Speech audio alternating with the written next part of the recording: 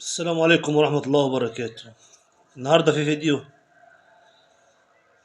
الفيديو ده محتاج حاجة واحدة بس، نضرب كوباية الشاي الحلوة ونفكر في الكلام اللي العلامة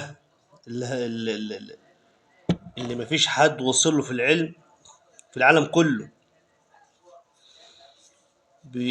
بيتكلم فيه.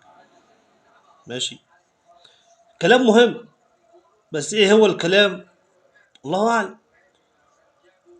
الناس هتقول لي انت طلع، لو انت مش عارف الكلام طلع تتكلم فيه ليه؟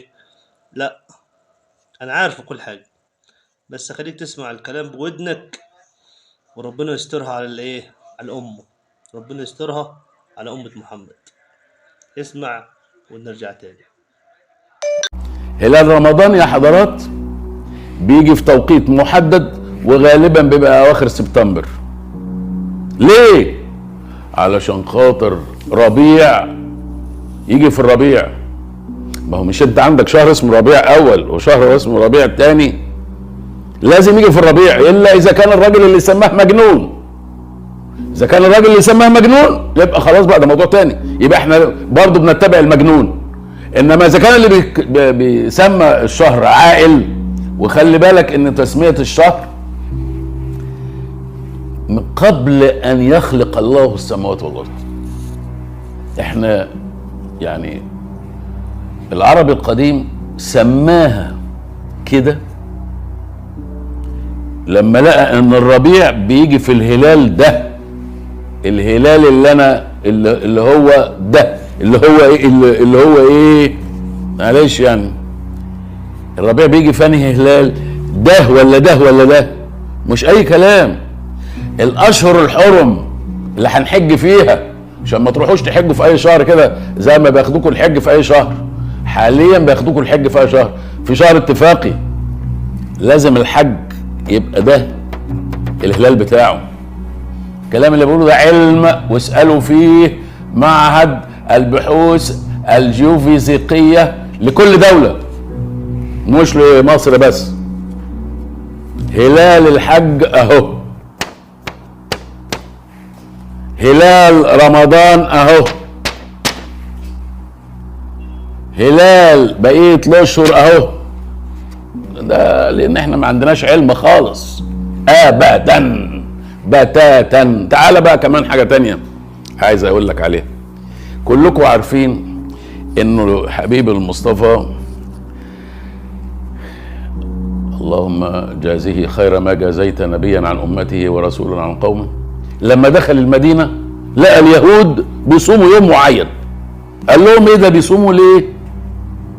قالوا له اصل ده اليوم اللي نجى فيه ربنا سيدنا موسى وبنو اسرائيل من فرعون وجنده.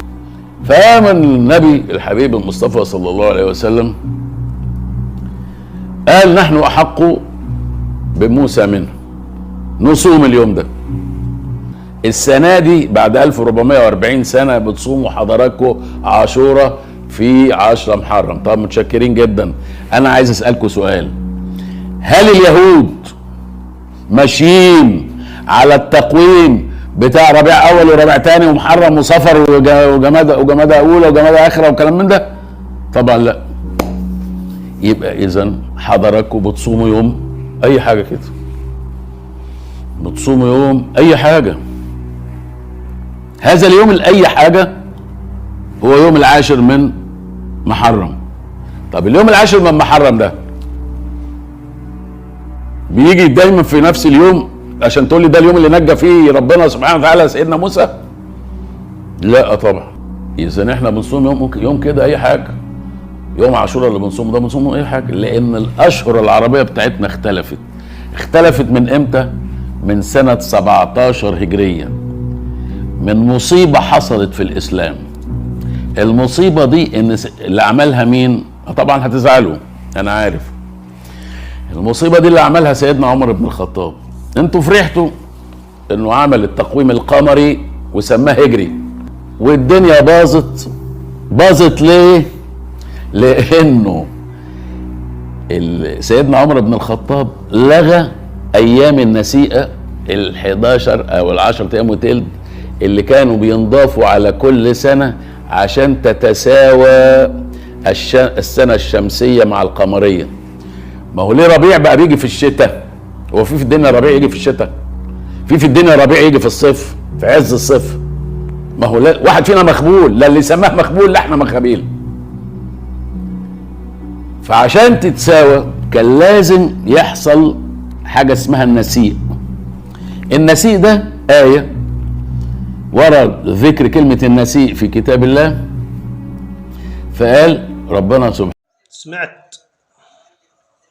سمعته. يعني احنا طالع واحد يشكك الدين، يشكك في الدين. قلت لكم لازم كوباية شاي علشان نشرب شاي براحتنا. احنا بنصوم رمضان غلط. حد يقول لي غلط ازاي؟ على كلامه ده. عاشوراء، يوم عاشوراء برضك بنصومه غلط.